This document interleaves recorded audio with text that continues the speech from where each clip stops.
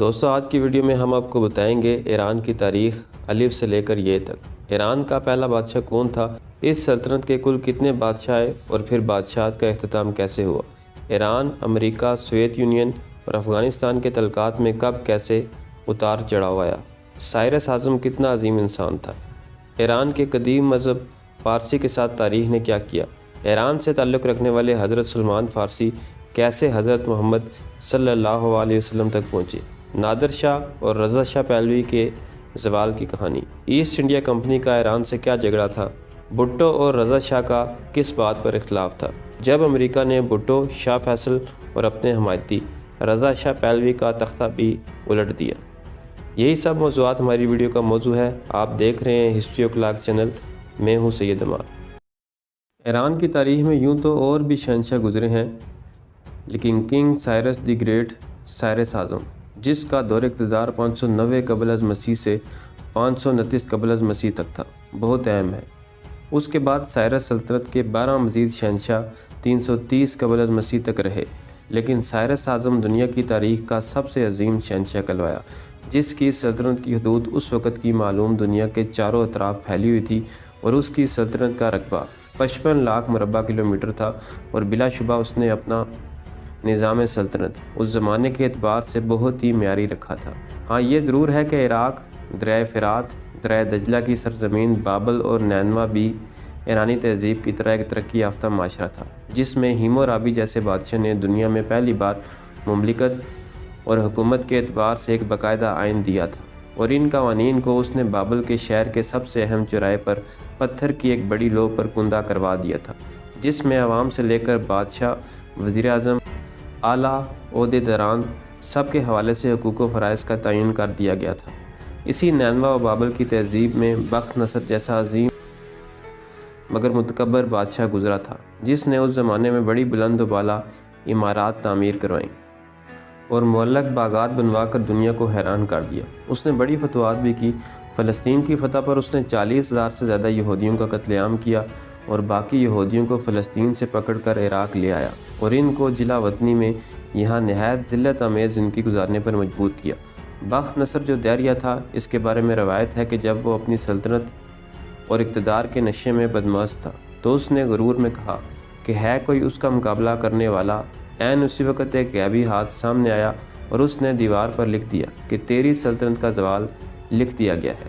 آج دنیا کی ہر زبان میں یہ ضرب المثل استعمال ہوتی ہے، اور حیران کن بات یہ ہے کہ ہر حاکم وقت بخت نصر کی طرح اس کو نظر انداز بھی کر دیتا ہے۔ شاید اللہ تعالیٰ کو یہی منظور ہو۔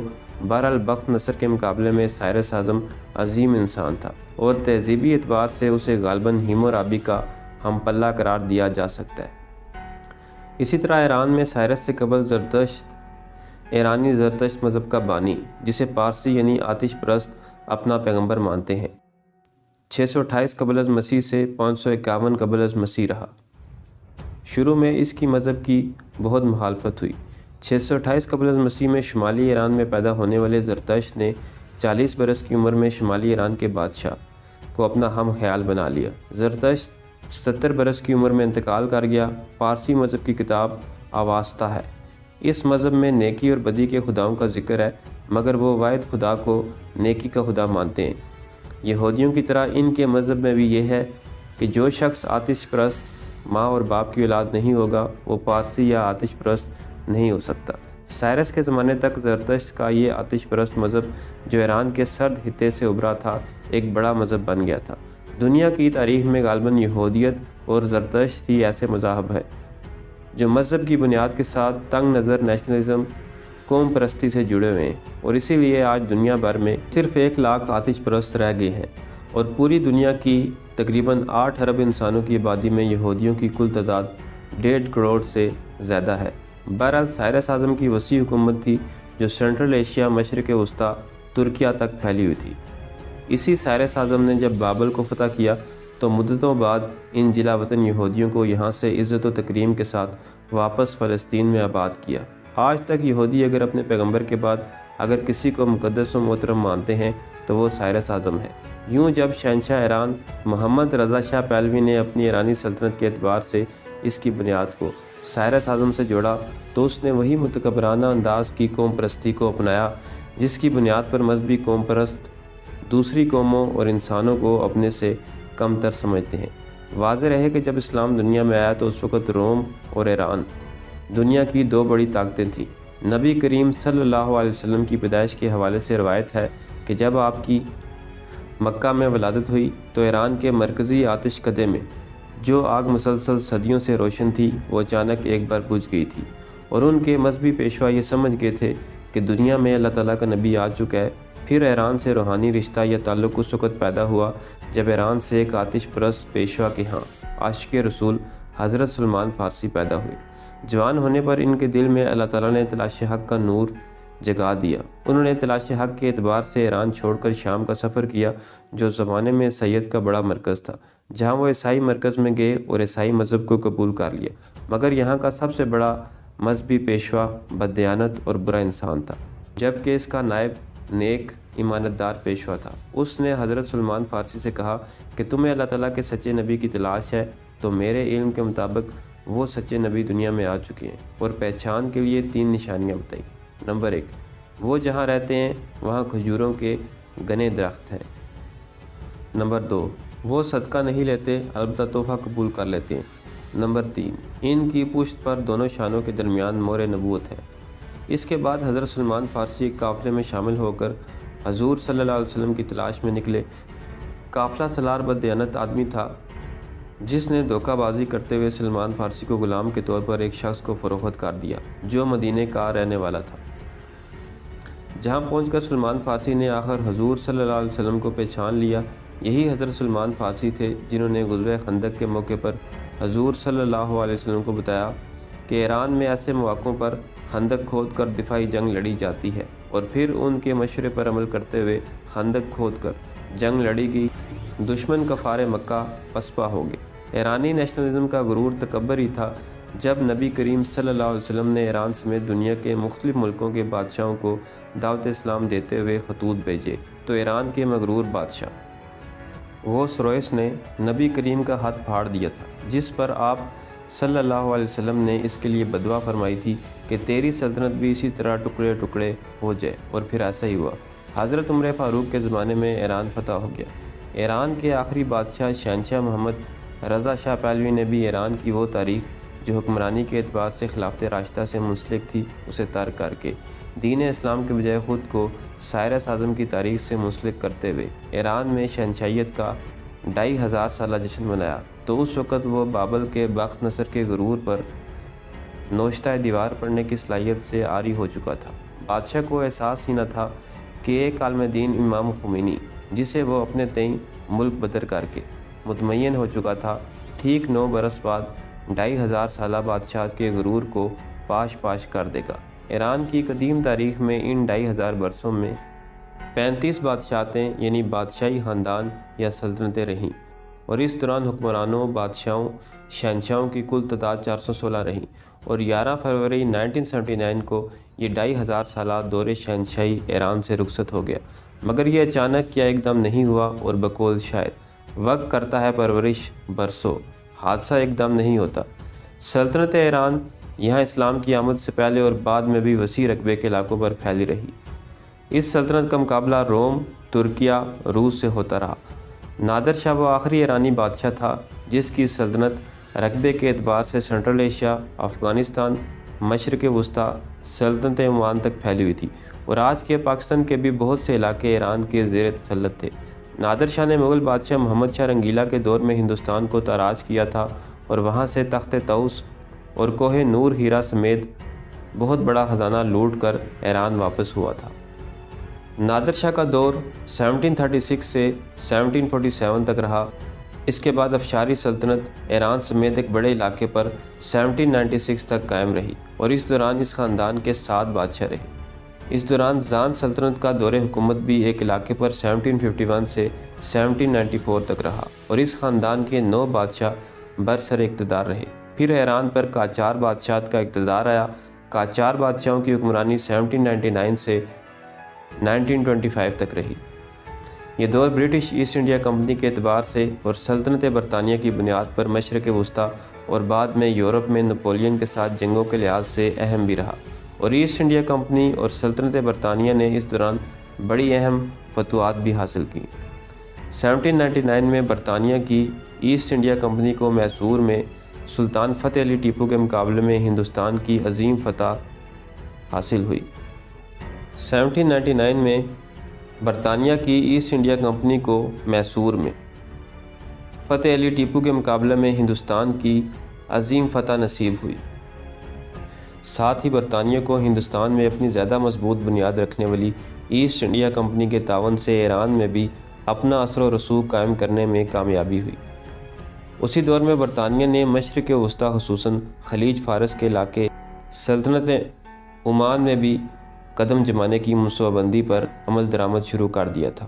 تاریخ کا گہرا مطالعہ کریں تو اس حقیقت سے انکار نہیں کیا جا سکتا کہ انگریز کی منصوبہ بندی اور اسٹریٹجی ہمیشہ لاجواب رہی، مگر ساتھ ہی بہت سے تاریخی مواقعوں پر قسمت نے بھی ان کا ساتھ دیا۔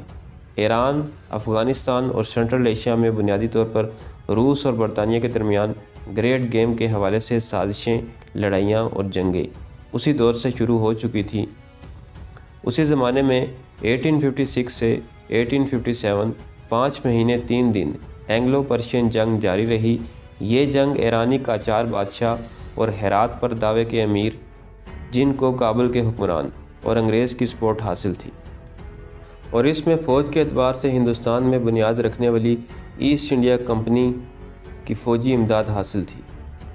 ایرانی فوج کی کمانڈ قاجار خاندان کے ایرانی شہنشاہ تھماسب مرزا اور جنرل نصیر الدین کی تھی، جبکہ ایسٹ انڈیا کمپنی کی فوج، جس کو افغانستان کی بھی مدد حاصل تھی، اس کی command general James M G Foster اور افغانستان کی جانب سے دوست محمد نے کی۔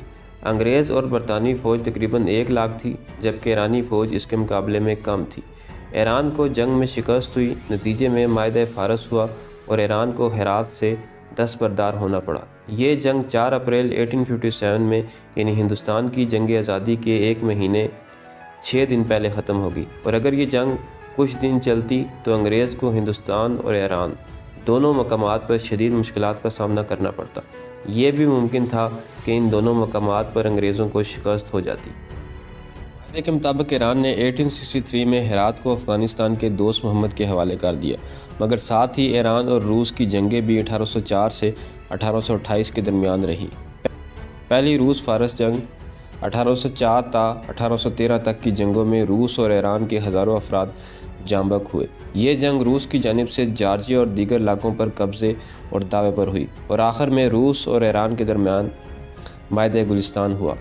جارجیا کے علاقے روس کے حوالے کر دیے گئے اور داغستان، آرمینیا اور آذربائیجان کے علاقوں پر ایران کے حق کو تسلیم کر لیا گیا۔ پھر 1826 سے 1828 تک کی روس ایران فارس جنگ کے بعد معاہدے کی صورت میں ایران کے ہاتھ سے جارجیا، آرمینیا، آذربائیجان کے علاقے بھی نکل گئے۔ 1881 میں ایران نے سرکاری طور پر ترکمانستان پر ٹریٹی آف اکھال کے تحت روس کا قبضہ تسلیم کر لیا۔ یوں ایران اور روس کے درمیان 160 سالہ جنگوں اور لڑائیوں کا خاتمہ ہوا۔ 20ویں صدی کے آغاز پر ایران کی، جو ماضی کی ایک بڑی سلطنت اور ترکیہ روس کے مقابلے میں ریجن کی ایک بڑی طاقت تھی، اب اس کی وہ حیثیت نہیں رہی تھی۔ دوسری جانب دنیا میں اب سلطنتوں میں بادشاہت کے نظام میں دستور متعارف ہو رہے تھے، خصوصاً یورپ میں تو یہ سلسلہ 18ویں صدی عیسوی سے خاصا مضبوط ہو گیا، اور بادشاہتوں کے نظام میں عوامی جمہوریت کا رنگ بھی شامل ہو چکا تھا۔ مگر ہمارے ہاں سلطنت عثمانیہ، افغانستان اور ایران میں ابھی ایسی سیاسی اصلاحات متعارف نہیں ہوئی تھی، بادشاہ مطلق العنان تھے۔ ایران میں انقلابی صورتحال کے بعد 1905 میں پہلا آئین نافذ العمل ہوا۔ قاجار شاہی خاندان 1799 سے 1925 تک 126 سال اقتدار میں رہا، لیکن اس دوران ہی ایران مسلسل زوال آمادہ رہا۔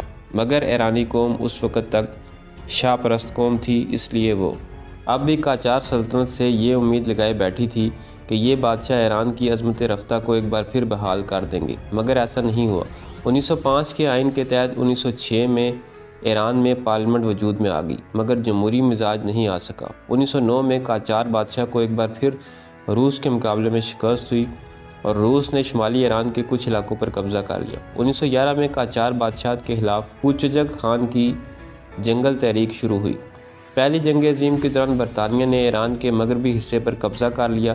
پھر پہلی جنگ عظیم شروع ہو گئی تو ایران اگرچہ اس جنگ میں براہ راست شریک نہیں ہوا، مگر 1914 سے 1920 کے دوران ترکوں نے آرمینینز کا قتل عام کیا۔ اس کے بعد 1921 میں ایران میں تاریخ کا بدترین قحط آیا اور یہاں 80 لاکھ سے 1 کروڑ کے درمیان افراد جاں بحق ہو گئے۔ اب ایرانی واقعی قاجار سلطنت کے خلاف ہو گئے تھے اور کوئی تبدیلی چاہتے تھے، کیونکہ ایران کے ہمسائے میں ترکیہ میں خلافت عثمانیہ کی شکست کے بعد مصطفیٰ کمال پاشا نے ترکی کو آزاد اور محفوظ کر لیا تھا اور جدید ماڈرن انداز کی معاشرت کو اپنایا تھا۔ اسی زمانے میں ایران کے دوسرے ہمسایہ یعنی افغانستان میں غازی امان اللہ خان نے انڈیا کی انگریز سرکار کے خلاف تیسری اینگلو افغان جنگ کر کے افغانستان کو مکمل طور پر آزاد کر لیا تھا۔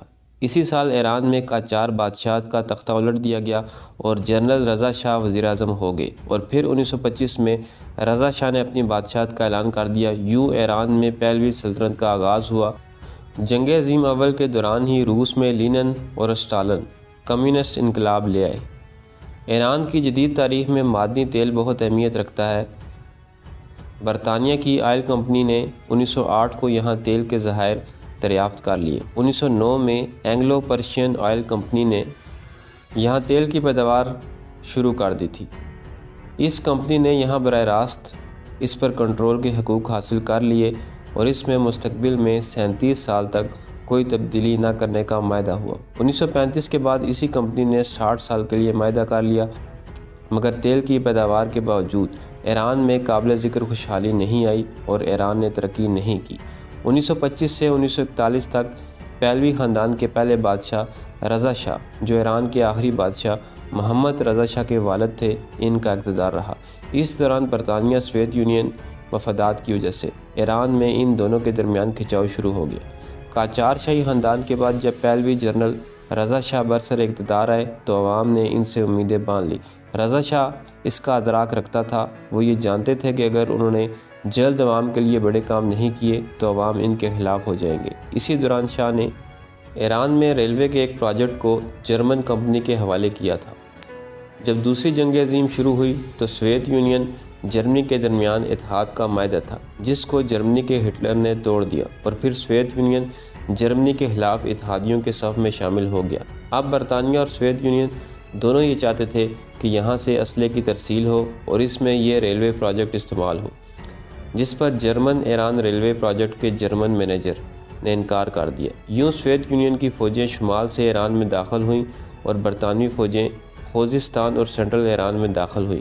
اگرچہ اس موقع پر رضا شاہ کو ان کے بیٹے نے مشورہ دیا تھا کہ وہ سوویت یونین اور برطانیہ کی بات مان لیں اور جرمن ریلوے پروجیکٹ کو اسلحے کی ترسیل کے لیے استعمال کرنے دیں، مگر رضا شاہ نے انکار کر دیا۔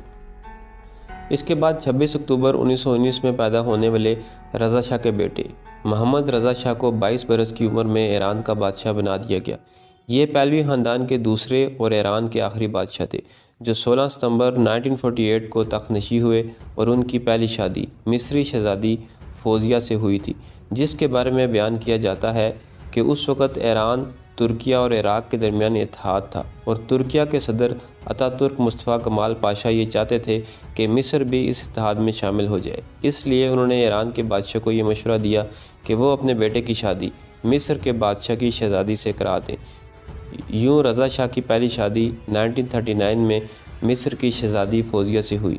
یہ ملکہ ایران کی ملکہ کے طور پر 1948 تک رہی، مگر دونوں میں تعلقات کبھی خوشگوار نہ ہو سکے۔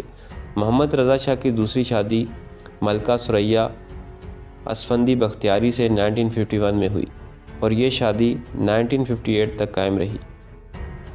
کہا جاتا ہے کہ ملکہ ثریا کے ساتھ ان کے تعلقات بہت خوشگوار تھے، آپس میں محبت بھی تھی، مگر شہنشاہ کو ولی عہد کی ضرورت تھی اور ملکہ ثریا سے ولی عہد پیدا نہ ہو سکا۔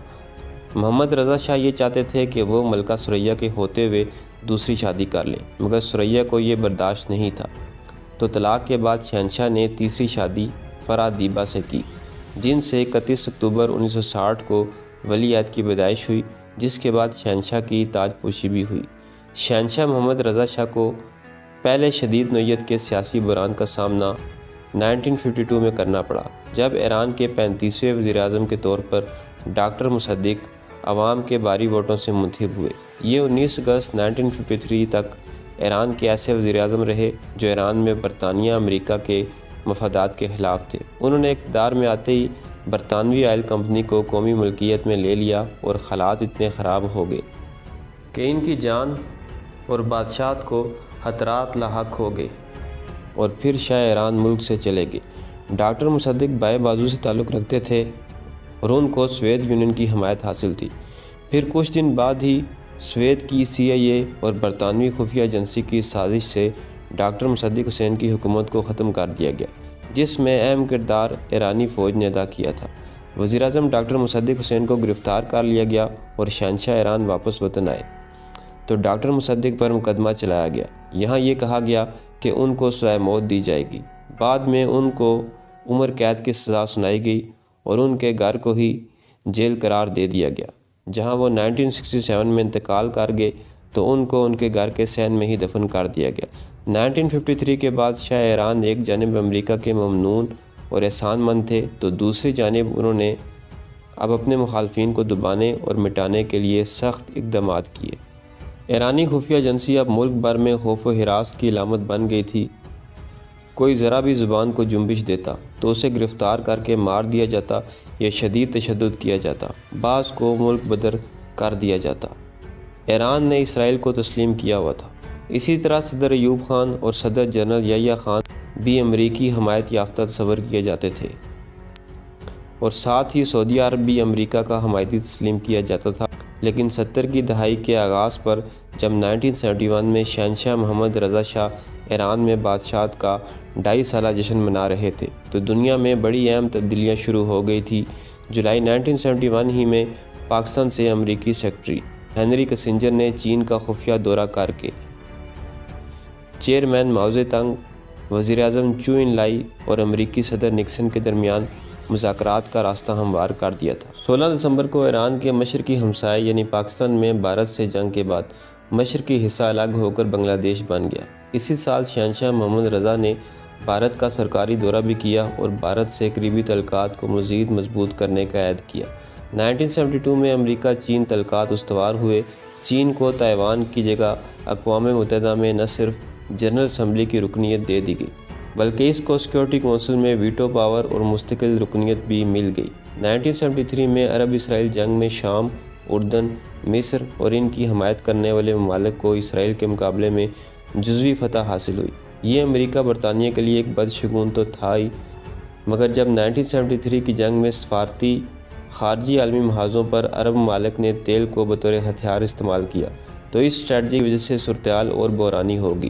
پھر 1974 میں جب ذوالفقار علی بھٹو نے لاہور میں OIC کے تحت اسلامی سربراہ کانفرنس منعقد کروائی جس میں عرب ملکوں کے سربراہان باوجود نظریاتی اختلافات کے ساتھ بیٹھے، جیسے لیبیا کے صدر کرنل قذافی اور سعودی عرب کے شاہ فیصل، تو یہ ایران کے لیے بھی سیاسی الجھن پیدا کر رہے تھے اور تیل کی قیمتوں میں دگنا سے زیادہ اضافہ بھی کر دیا۔ تو ایران پر اس موقع پر امریکہ کو پورا اعتماد تھا کہ تیل پیدا کرنے والے تمام ممالک کے مقابلے میں ایران اپنی پوزیشن امریکہ کے حق میں استعمال کرے گا اور اپنے تیل کی ترسیل بھی جاری رکھے گا اور قیمت میں بھی اضافہ نہیں کرے گا۔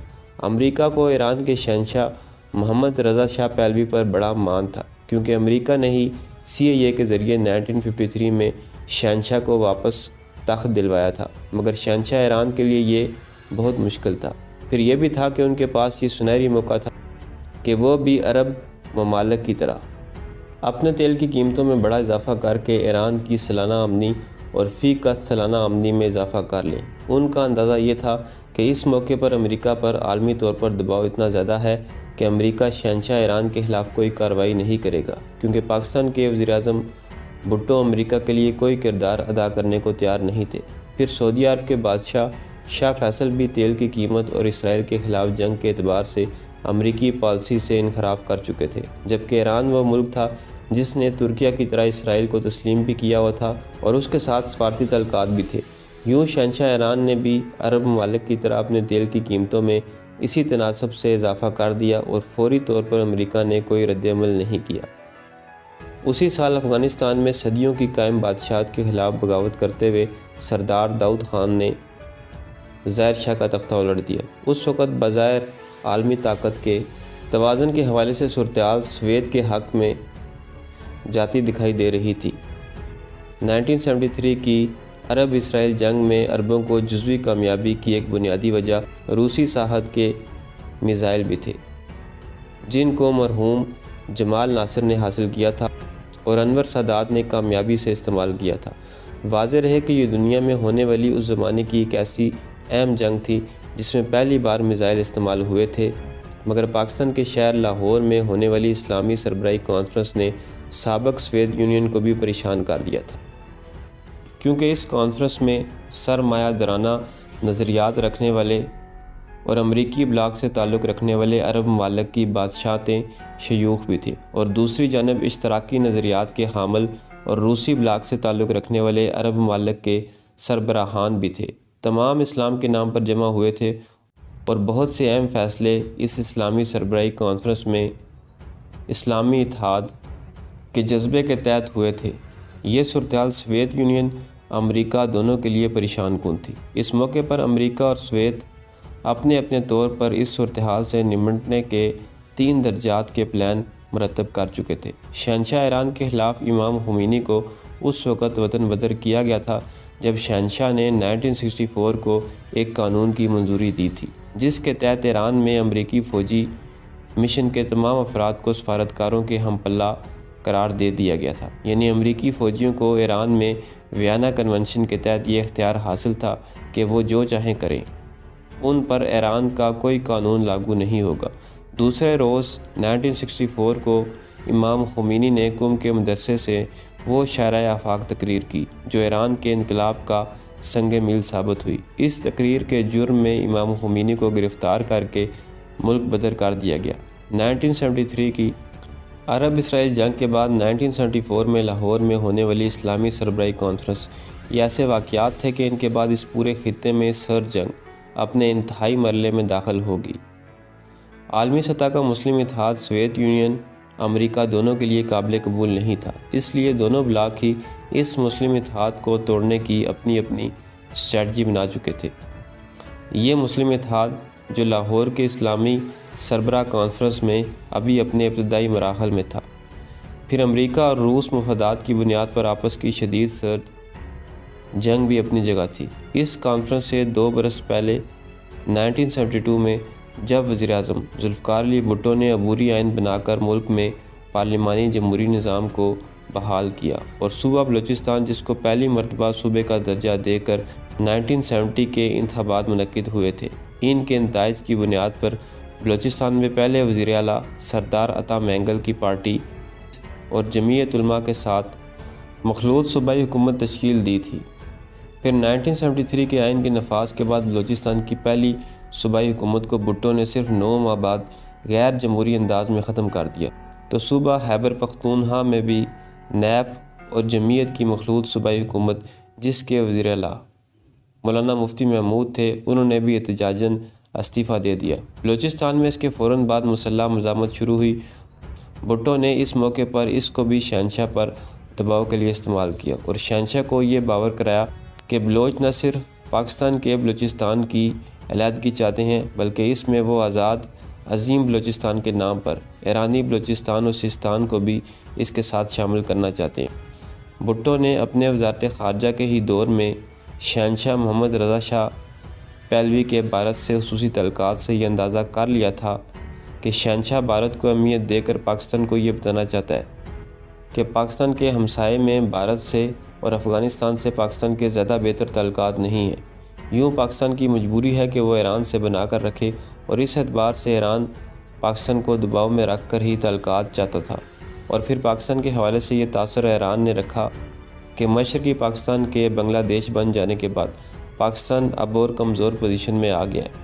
بھٹو نے ایک جانب ایران سے آگے شام، مصر، لیبیا سے اچھے تعلقات قائم کیے، تو دوسری جانب جب بلوچستان میں بلوچ مزاحمت شروع ہوئی تو یہ تاثر دیا کہ اب ایران میں بھی یہی کیفیت ہو جائے گی، اور اس کے بعد بھٹو نے حکمت عملی اختیار کی اور شاہ ایران سے پاکستان کے تعلقات کے حوالے سے کچھ لاپرواہی کا انداز اختیار کیا، تو شہنشاہ کو گھبراہٹ ہوئی اور ایران کی جانب سے خصوصاً بلوچستان کے لیے امداد شروع ہوئی۔ तमाम कॉलेजों, हाई स्कूलों के लिए मर्सिडीज़ बसों का तोहफा आया। कोयटा और लसबेला में टेक्सटाइल मिलें बनाई गई। इन ही मिलों की इमारतों में आज यूनिवर्सिटियाँ कायम हैं। और फिर सिक्योरिटी के एतबार से भी इमदादी रकूम दी गई। फौरी तौर पर शहंशाह की जुड़वां बहन शहज़ादी अशरफ पहलवी ने बलूचिस्तान का खुसूसी दौरा किया। फिर शहंशाह ने जब पाकिस्तान का दौरा किया तो भुट्टो ने उनके लिए लाड़काना में मंजो दाड़ो के तहजीबी आसार में खुसूसी आराइश के बाद मिसाली दावत का एहतमाम किया। जुलाई 1977 में भुट्टो की हुकूमत के चले जाने के बाद जब ज़ियाउल हक का मार्शल लॉ नाफिज हुआ, इस हुकूमत का बुनियादी तासर भी इस्लामी निज़ाम का था। इसके साल बाद ही अफ़गानिस्तान में सरदार दाऊद की हुकूमत का तख्ता उलट दिया गया और यहाँ बराह रास्त सवेत मुदाखलत शुरू हो गई। इसके साथ ही ईरान में शहंशाह के ख़िलाफ़ तहरीक शिद्दत इख्तियार कर गई और 1978 को तेहरान में फ़ौज की जानिब से एहतजाज करने वाले बड़े मजमे पर फायरिंग कर दी और बहुत बड़ी तादाद में लोग जाँ बहक हो गए। इस वाक़ये को स्याह जुमा यानी ब्लैक फ्राइडे करार दिया गया। इसके बाद मफाहमत की जो उम्मीदें थी वो भी ख़त्म हो गई और 16 जनवरी 1979 को शाह का इक़्तिदार ख़त्म हो गया। 1974 में पहली मरतबा शाह ईरान को तशख़ीस के बाद बताया गया कि उनको खून का कैंसर है। इसके बाद शाह ने अवाम में आना कम कर दिया। 1978 में शाह ने अपना हंगरी और बुल्गारिया का तवील दौरा मनसूख कर दिया। उन्होंने पूरा मौसम सरमा बहिरा कैस्पियन के साहिल की शाही तफरीका में गुजारा। उनका इलाज डॉक्टर बर्नार्ड ने किया और इसका इल्म कुछ अरसे बाद फ्रांस की हुकूमत को हो गया और सितंबर 1978 में ये ख़बर अमरीकी हुकूमत को भी मालूम हो गई। इसके बाद शहंशाह ने जिला वतनी में बामानस में जजीरा ख़रीदने की कोशिश की, मगर वहाँ के अवाम के दबाव की वजह से ये मुमकिन ना हो सका। किस्सा मुख्तसर वो अमेरिका समेत किसी भी मगरबी मुल्क में सियासी पनाह हासिल ना कर सके। आखिर मिस्र में उनको पनाह मिली और यहाँ कैंसर की वजह से 27 जुलाई 1980 को कायरा में उनका इंतकाल हुआ। वो 1970 से 1977 तक दुनिया के सबसे अमीर ताकतवर शहंशाह थे। यूँ उस वक़्त के ताकतवर शहंशाह को आखिर अवामी क़ुव्वत के सामने हथियार डालने पड़े। फिर जिला वतनी में दुनिया से यूँ रुखसत हुए कि जिस सल्तनत और मुल्क के वो बादशाह थे वहाँ दफन भी ना हो सके। तो दोस्तों, ये थी मेरी आज की वीडियो पसंद आए तो चैनल को सब्सक्राइब करें। मिलते हैं अगली वीडियो में।